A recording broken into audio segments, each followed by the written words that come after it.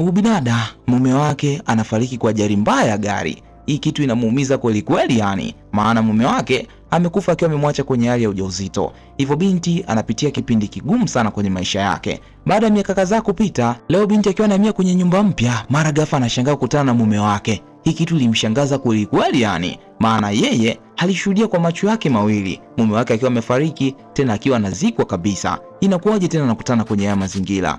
Unajua ni nini kilitokea? Fuatilia mwanzo mpaka mwisho ujue ni nini kilichotokea ndani ya mzigo. Lakini kabla tuendelea, usisahau kusubscribe, kulike, kucomment pamoja na kushare. Bofya alama ya kengele ili uwe wa kwanza kupata mitiririko ya kazi zote kali tunazoziachia kila siku. Movie inaanza, tunakutana na binti anaitwa Sonia. Sasa Sonia bana, hii siku ni siku yake ya kuzaliwa. Sasa kuna jumbe nyingi sana alikuwa anatumia kwenye simu yake. Wengi wanamtakia happy birthday. Basi Sonia akawa anafurahia kweli kweli yani. Lakini kama haitoshi, Sonia kuna nguo fani kali kweli kweli ameinunua kwa ajili ya kuitupia ili akaenjoy siku yake ya kuzaliwa.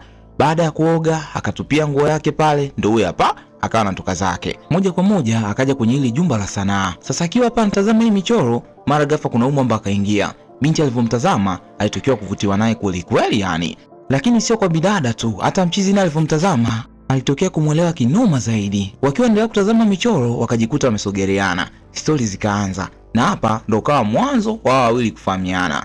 Basi bana wakajikuta wamekuwa marafiki mle ndani. Baada ya hapo wakatoka kwa pamoja, wakaja moja kwa moja mpaka kwenye ndinga huku. Sasa huku barabarani kila mmoja anafurahia kweli kweli yani. Sasa binti ndo anafurahia zaidi, maana hii ni siku yake ya kuzaliwa. Hivyo anahisi kabisa amepata mtu ambaye anampa faraja. Baada ya kuburudika, mwamba akamrudisha mtoto wa kike mpaka nyumbani. Alipomfikisha hapa ikabidi kuaga ili asepe zake. Kipindi anaondoka, binti ikabidi kumuita na kumwambia, "Samani, kama utojali nilikuwa naomba ulale tu hapa nyumbani kwangu. Maana muda umeenda kweli kweli yani, sitamani uondoke." Mwamba akamwambia, "Hamna shida mamangu, kama wewe umetaka, mimi ni nani nipinge?" Basi wakabidi waingie ndani. Walivyoingia hapa ndani tu, bidada akaonyesha wazi anaitaka. Basi mwamba naye ikabidi kutimiza pale, maana ashajua kabisa binti kumuomba alale humo ndani ni kwamba anataka mchape. Mwamba akaishughulikia pale fasta na nini, akaichapa kama yote. Sasa binti baada ya kuonja asali imemkolea kweli kweli yani. Hapa anaonyesha wazi kabisa amemwelewa mshikaji. Sasa wawili humu ndani sasa hivi ni penzi linapamba moto zaidi na zaidi. Ni fulu kutaniana, fulu michezo kama yote. Baada hapo anaenda upande wa pili huku analishana na nini pale. Inaonyesha wazi kila mtu kwa sasa anampenda mwenzake. Siku iliyofuata asubuhi na mapema, binti anaamka anashangaa hamuoni mchizi kitandani. Akabaki anajiuliza, huyu ameenda wapi? Mara ghafla mwamba huyu hapa. Sasa mchizi kumbe alikuwa jikoni anamwandalia mlembo breakfast. Mwamba kabidi kumuuliza, "Vipi kipenzi? Umeamkaje?" Binti akamwambia, "Mimi niko poa kabisa babangu." Mwamba akamwambia, "Sawa, nimekuandalia breakfast, naomba upate hapa. Lakini pia nataka kutoka mara moja, nitarudi baadaye. Umeelewa mami?" Binti akamwambia, "Sawa babangu, ila nitakumisi sana." Mshikaji akamwambia, "Nitawahi kurudi kipenzi." Basi Mwamba akampiga pale busu, after hapo nini akasepa zake. Bidada akabaki anafili la tu alizozipata jana. Hakika anaamini kabisa amepata mwanaume sahihi kwenye maisha yake. Sasa baada ya kadhaa kupita, mchizi kumbe alivyoondoka hakurudi tena. Binti analia pale kwa uchungu na amemwelezea mdogo wake kila kitu. Sasa mdogo wake kabidi kumuuliza, "Dada, inamaanisha ukufanya bila kinga?" Bidada akamwambia, "Yes, nilimwamini sana na kiukweli ilikuwa ni siku moja tu, lakini nijikuta nimempenda zaidi. Hivyo kwa bahati mbaya zaidi sikufanya bila kinga na kwa sasa nina ujauzito wake na nikipiga simu zake hazipatikani kabisa yani." Hii kitu ilimuumiza sana mdogo wake. Ikabidi kumpa pole pale na kumuuliza, "Sasa wewe unafikiria nini dadangu?" Binti akamwambia, "Kiukweli kwa sasa nataka nikautoe ujauzito." Mdogo mtu akamwambia, "Dadangu, usifanye kabisa hiyo dhambi. Tafadhali nakuomba. Huyo mtoto hana makosa yoyote. Tafadhali usije ukamuumiza. Na kingine, mimi naamini kabisa baba yake yuko hai na ipo siku atakutafuta." Binti akamwambia, "Sasa kama yuko hai, wai mpaka leo hajanitafuta. Hii inaonyesha wazi amenitelekeza. Ndio maana nataka nitoe ujauzito." Bidada akamwambia, "Hapana dadangu, huyo mtoto ni wa muhimu sana kwenye maisha yako. Hata kama babake amekukimbia, usitoe ujauzito." Akamfariji pale, dada mtu ikabidi kumuelewa mdogo wake. Baada ya siku kadhaa kupita, leo bidada kuna bidhaa fulani hivi alikuwa anaipeleka, kuna mtaa mmoja hivi kuna msiba. Sasa akawa anaambia ndugu zake kwamba inabidi tuchukue bidhaa kidogo tu, bwana si unajua tena tunempelekea na msiba. Hivyo twende tukampatia na pole. Basi ikawabidi kutoka. Walipofika hapa msibani wakawaelekeza ni wapi ambapo wanapaswa kuweka hizi bidhaa. Baada ya hapo, bidada ikabidi kumfuata ubi mkubwa na kumpatia pole. Sasa binti kutazama picha ya marehemu hivi ni Kenny, mwanaume aliyempa ujauzito. Hii kitu ilimshtua sana binti, akajikuta amepoteza fahamu. Baada ya masaa kadhaa kupita, binti alizinduka, ndio huyo hapa yuko nyumbani. Bidada ana furaha kabisa, yani anahisi kama akili yake iko sawa. Akaenda zake chumbani. Akiwa chumbani hapa akawa anamkumbuka Kenny tu. Siku moja ambayo walikutana, wakapendana kweli kweli, na Mungu akawabariki kupata mtoto japo hajamzaa. Lakini inamuuma sana, why Mungu ameamua kumchukua mtu anempenda? Kwa nini amemfanyia hivi? Basi binti alibaki tu na shati ya Kenny na akawa anainusa pale na kuamini kwamba ipo siku wataonana tena. Sasa baada ya miaka kadhaa kupita, bidada alifanikiwa kujifungua salama na mtoto ndo huyo hapa kashakuwa mkubwa kweli.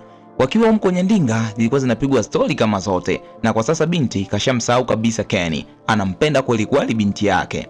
Leo asubuhi na mapema bidada kahamia nyumba nyingine. Sasa akiwa kwenye nyumba mpya hapa, anatoka nje anashangaa kukutana na mtu anafanana na Kenny. Hili mshtua sana, yani hakaamini kabisa, huyu ni Kenny. Imekuwaje tena amekuwa mzima ingali alishakufa miaka kadhaa iliyopita? Basi binti kwa hofu sana akataka kudondoka. Kuna huyu mwamba hapa, ikabidi kumsaidia pale. Huyu mchizi alipotaka kumsogelea, binti akawahi ndani na kujifungia. Sasa huyu mchizi akabaki anashangaa, "Udada vipi? Mbona kama ananiogopa?" Na binti huku ndani ana hofu kweli kweli, yani inawezekana vipi tena Kenny akarudi kuishi?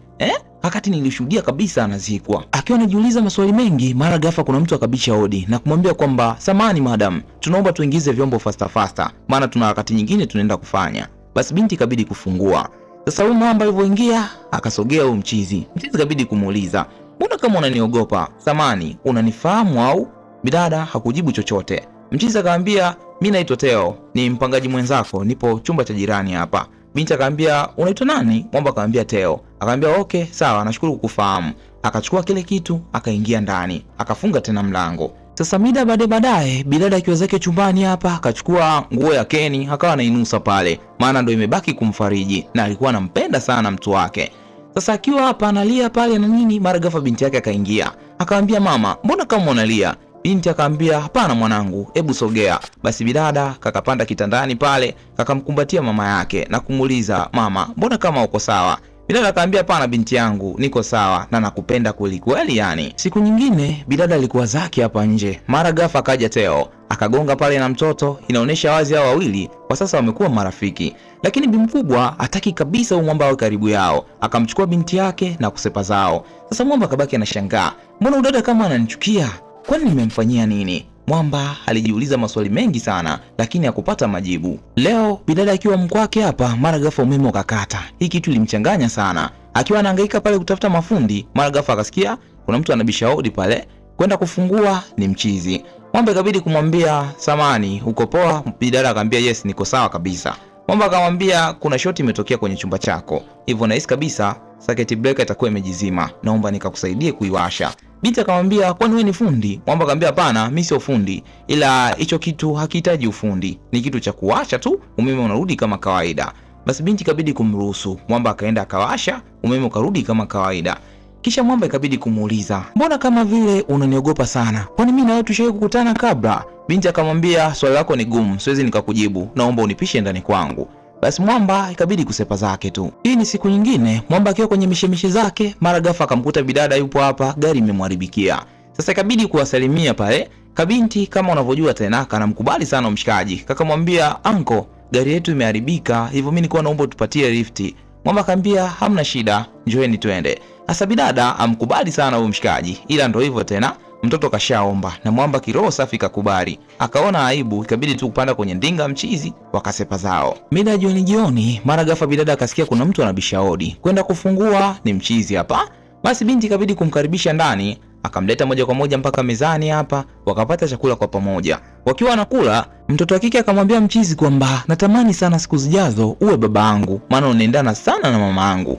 Mkubwa akacheka pale, akamwambia mshikaji kwamba, "Hapana, usimzingatie. Huyu ni mtoto. Si unajua mawazo yake yamekaa kitoto, hivyo usimzingatie wala nini." Lakini mchizi aliokota hiyo kodi na akaiweka kwenye moyo wake. Baada ya chakula, wakiwa huko upande wa pili, Mwamba akaaga ili asepe. Sasa kipindi anasepa, kuna kitu kama kinamsukuma afanye. Basi Mwamba akageuka na kwenda kumpiga denda mtoto wa kike. Mtoto wa kike alionyesha kulipokea kwa upendo sana, lakini baada ya hapo akajishtukisha na kumuuliza mshikaji, ni nini unafanya?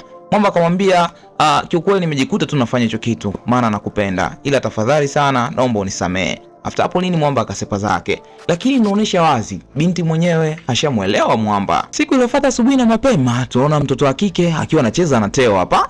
Sasa bidada alivyotoka nje amuoni, akawa anamtafuta pale. Mara ghafla akamuona akiwa anacheza na Teo. Ikabidi kwenda kumchukua pale. Tena inaonekana kabisa bidada akachafukwa kinoma sana. Akumsalimia Teo wala nini. Alimchukua tu binti yake wakasepa zao. Sasa wakiwa huko njiani, mama na mtoto ni marafiki, wakawa wanapiga story kama zote. Sasa story zikiwa zinaendelea, kajisahau kama anaendesha barabarani. Kwa bahati mbaya zaidi walipata ajali mbaya sana, wakawa wamekimbizwa hospitali. Bidada Mungu alimsaidia akawa anaendelea vizuri, lakini mtoto wake hali yake ilikuwa nzuri kabisa. Daktari akamwambia kwamba binti yako amepoteza damu nyingi sana, hivyo inatakiwa aongezewe damu, na wewe hauwezi kabisa kumtolea damu. Inabidi umtafute mtu ambaye anaweza akamtolea binti yako damu ili wamsaidie kwa haraka zaidi. Sasa binti akawaza, nitampata wapi mtu wa kunisaidia? Mdogo wangu yuko mbali, mtu wa karibu ni Teo. Ikabidi kurudi nyumbani na kumsubiria mshikaji. Mwamba alipofika tu, bidada ikabidi kumuelezea. Mwamba hakutaka hata kusubiri, wakatoka na kuja hospitali moja kwa moja. Akatoa damu, binti akaongezewa, na damu yake na mtoto zilikuwa zinaendana kabisa. Baada ya siku kadhaa kupita, binti hali yake iliendelea vizuri, akawa ameruhusiwa kutoka hospitali. Sasa akiwa hapa nyumbani, bidada akawa anamshukuru mshikaji kwa moyo wa upendo alioonyesha kwa mtoto wake. Mwamba ikabidi kumuuliza, kwani baba huyu mtoto yuko wapi? Bidada akamwambia kwamba baba yake alifariki miaka kadhaa iliyopita na alifariki kwa ajali mbaya ya gari. Mwamba ilibidi kumpa pole pale. Basi baada ya hapo Mwamba ikabidi kusepa zake. Sasa leo tunamuona bidada pamoja na Teo wakiwa wametoka zao auti. Sasa wakiwa hapo wanaenjoy, Teo akamwambia binti kwamba hakika mimi nakupenda sana, na toka ile siku ulivyoniambia kwamba mimi nafanania na mume wako, nilihisi kabisa nastahili kuwa mume wako. Tafadhali naomba unikubalie mamangu. Nashindwa kulala, kila siku naangalia misumari ya bati, najiuliza ni lini utakubali uwe wangu. Binti akamwambia, kiukweli mimi nimekupenda kitambo sana, ni wewe tu umechelewa kuniambia, hivyo niko tayari kuwa wako. Mwamba kafurahia kweli kweli, yani hazikuchukua time sana wala siku nyingi sana, hao wawili wakaamua kufunga ndoa, na leo ndo siku ya harusi yao. Bana, ilikuwa ni furaha kweli kweli, yani tena harusi yenyewe imefani, harusi yenyewe ni pambe, na hao wawili wanaonekana wanapendana pamoja na kujariana. Na hapa ndio inakuwa mwisho wa mzigo wetu. Usisahau kudondosha komenti yako hapo chini. Mzigo ulikuwa poa au tumezingua? Lakini pia mimi napenda kuwashukuru mashabiki zangu wote ambao kila siku mmeendelea kunifuatilia, mmeendelea kunisapoti na chaneli yangu inazidi kukua sababu yenu. Ninawapenda sana zaidi ya sana. Naahidi kuendelea kuandaa vitu vizuri na mtaenjoy siku hadi siku. Ni mimi wenu Lamfel. Endelea kunifuatilia, uendelee kuenjoy siku hadi siku. Chao, tukutane kwenye next recap.